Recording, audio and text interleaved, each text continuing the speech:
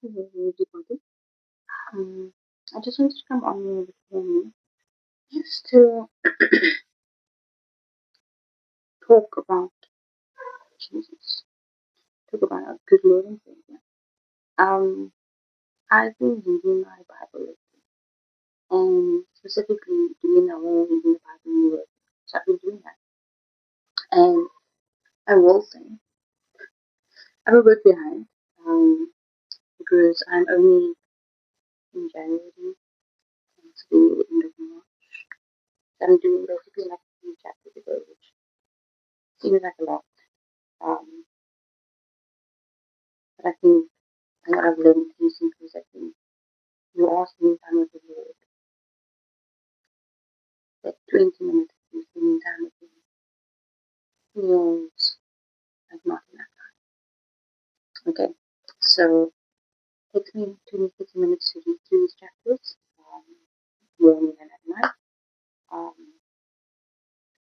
and I will just say this: it, when I'm done, not even when I'm done, like while I'm reading,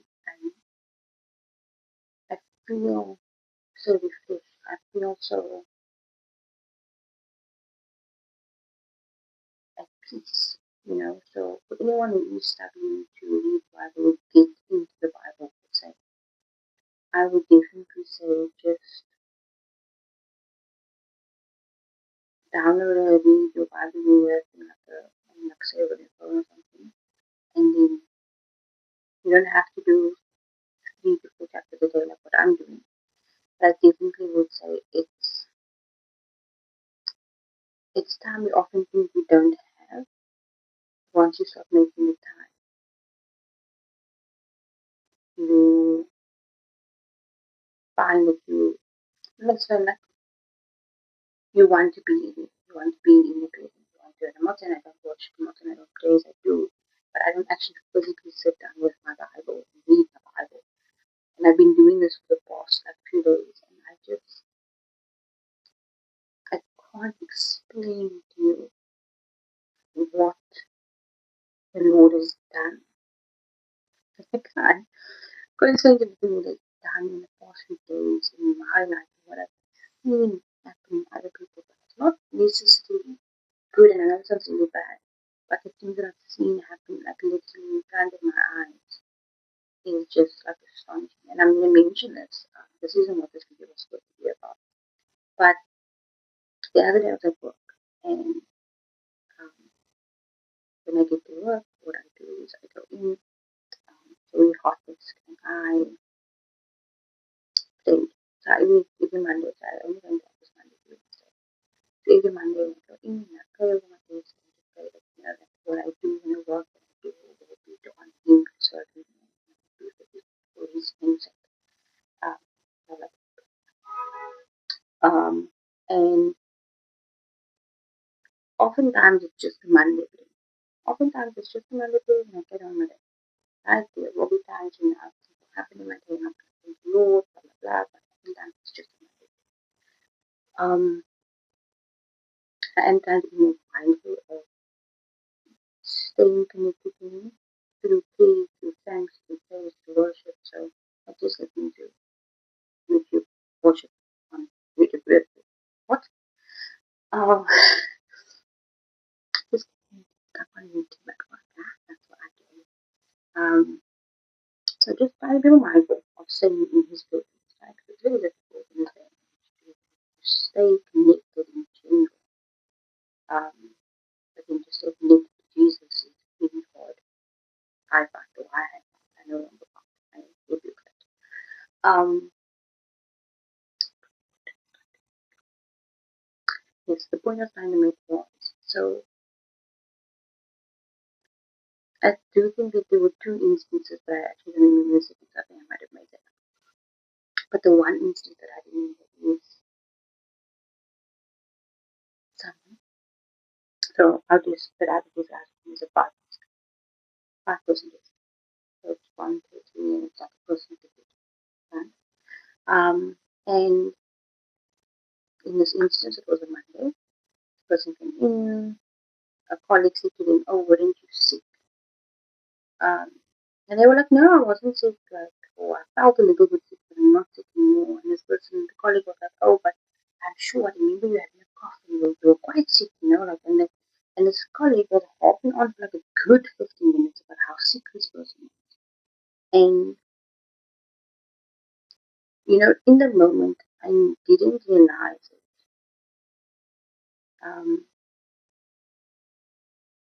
Let's say, in hindsight. In hindsight, and I know this, but in hindsight, God is everything, right? So in hindsight, for this instance, is the fact that with so this once again, his colleague was hopping on. No, you were sick, you were coughing.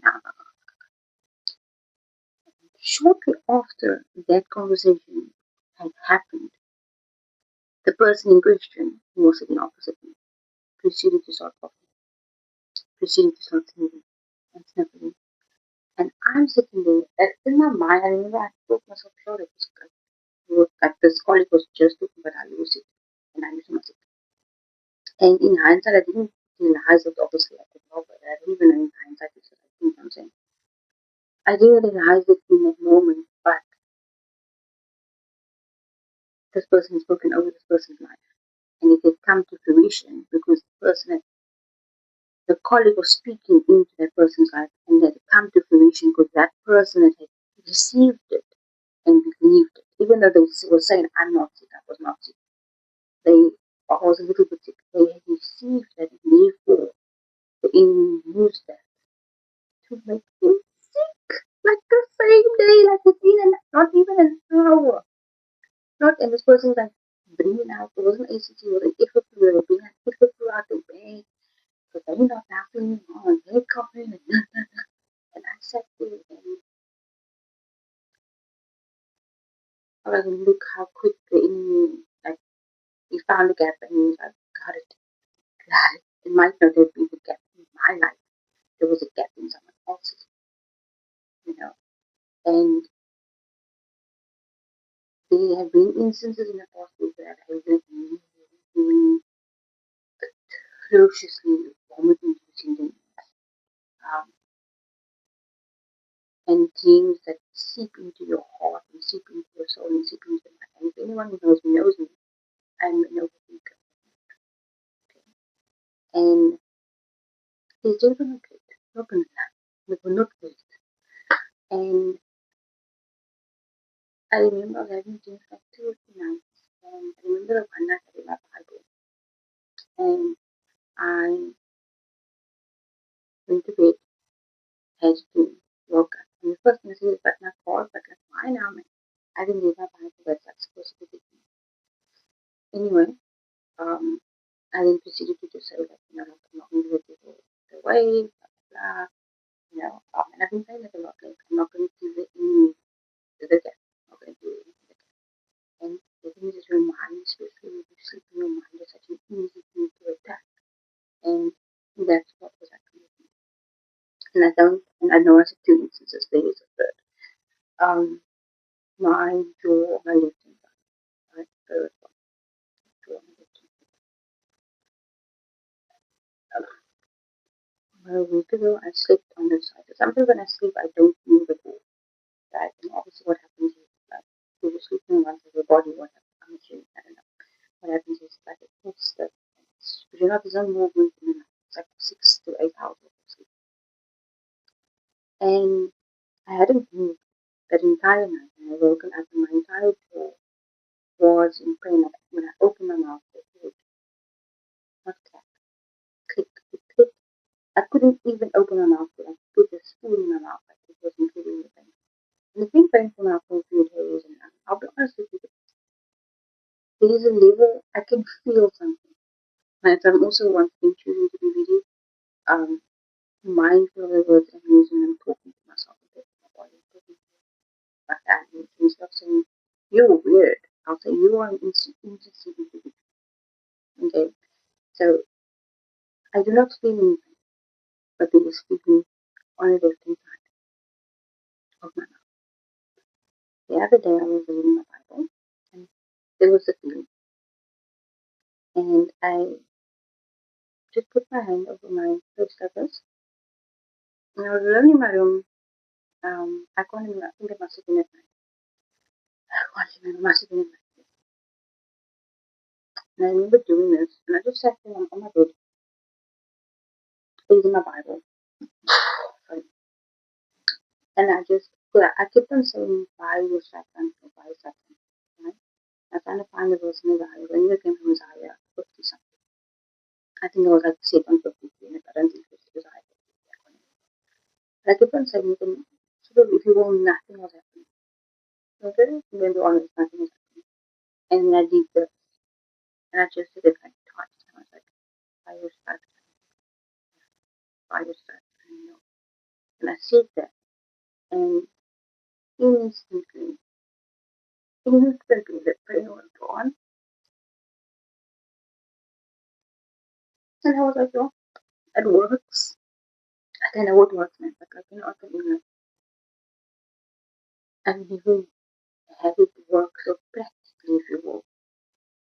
And I know that God doesn't always show up in that way, in the sense of He's not going to show up in a practical way all the time. But just, I want to just, and this one thing, this is not even what this video is about, just to show you that the power, and I keep it real, people that are further, if you go further along in the journey with Christ than I am, you know, but where I am now is different than where I was yesterday or a week ago. And with me, it just shows that being close to Him and being intentional with my time with Him, He's already doing so much in such a short space of time. Opening up my eyes to see the devil doing things right in front of me, being able to rebuke the attack of the enemy on my mind, on my family, you know, being able to heal myself by His mighty power, by His word, in an instant. I'm not saying I don't feel anything here, but I know that I am healed by His stripes. And this is just the devil trying to worm its way back into my life. And I have a mindset that is easy to be swayed, if you will. Like I said, I'm an overthinker. There's always lots of things coming to my mind, not at random times of day. And I find I know when I say constantly, some people look at it, I'm constantly having to stop myself from overthinking, stop myself from don't say that about yourself, don't think that, you know, because that you don't do that, you don't give it any scope, you know. And I'm not saying I'm going to go around joy, yeah, you know. But every opportunity that I have to rebuke the devil and his ways, I will, because it works, and it is only by this book, you can't see it, it's the Bible. It's only by this book and His word that I'm able to do it. And the whole point of this video was Genesis chapter 18. The whole point of this video was patience, I think. So, essentially, like I said, I'm reading, I think I said I can't remember, it's been so long, it's been 40 minutes ago. So I'm reading the Bible in years, right? And I read something last night, and I was like, this is actually, I found it quite funny. So I'm going to read the whole, I'm here now, my result. So I'm going to read the whole, not the whole chapter, I'm going to read certain parts of the chapter. You might want to use your own Bible, because obviously each Bible is different. So I have New International Version. Okay. So it's Genesis chapter 18, verses, technically from 23 to 32. Okay. Then Abraham approached him and said, will you sweep away the righteous with the wicked? What if they are put to righteous people in the city? Will you really sweep it away and not spare the place for the sake of the 50 righteous people in it? Far be it from me to do such a thing, to kill the righteous with the wicked, seeking the righteous and the wicked alike.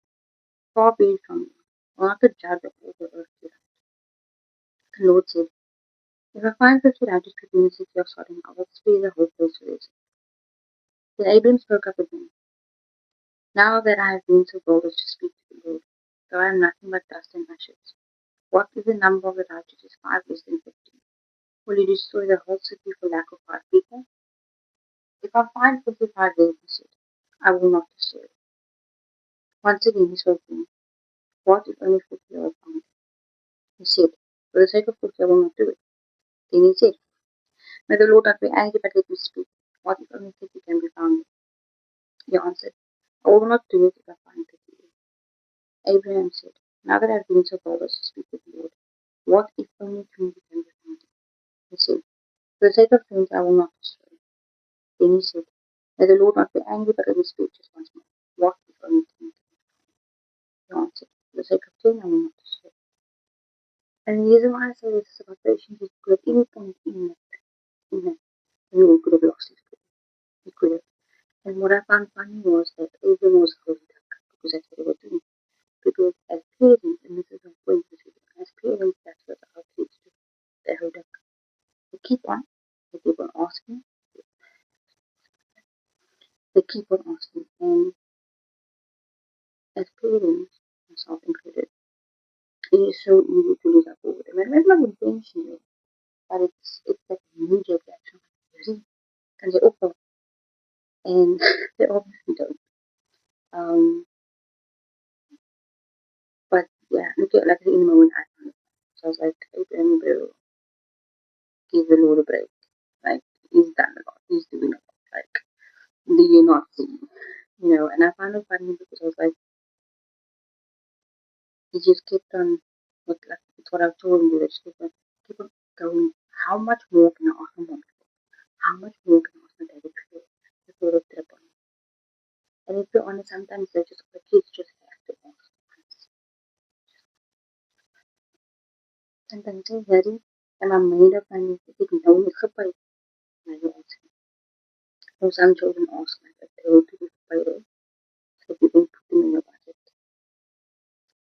And that's why I find it so funny because it just made me think of parents and how we as parents, considering myself into it, often have little to no patience with our children.